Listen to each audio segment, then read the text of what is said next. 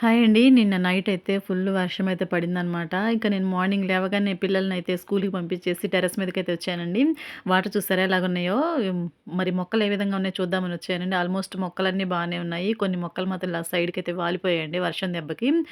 మనము drainage holes ఎక్కువ పెట్టుకున్నామంటే ఇదే బెనిఫిట్ అండి. మనం వాటర్ ఎక్కువ పోసినా గానీ ఓవర్‌ఫ్లో అవుతున్నాయి. అన్నీ కూడా మనకి డ్రైనేజ్ హోల్స్ నుంచి వెళ్ళిపోతాయి.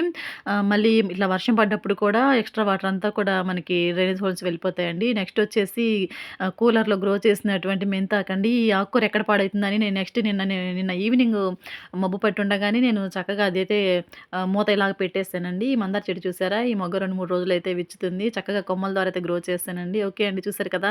ఇప్పుడు మళ్ళీ మబ్బులు పట్టున్నాయి. లైట్‌గా ఎండ కూడా వస్తుంది. ఆల్మోస్ట్ మొక్కలన్నీ అయితే బానే ఉన్నాయండి. నేను ఏమైపోయాయో అని చెప్పేసి టెన్షన్ పడ్డాను. చిక్కుడుగాయలు చూడండి చిన్న చెట్టుకే చాలా కాయలు కాసి ఇంక ఇవి విత్తనాలకైతే వదిలేస్తాను. నెక్స్ట్ మల్లె చెట్టు చూడండి బాగా గ్రో అవుతుంది.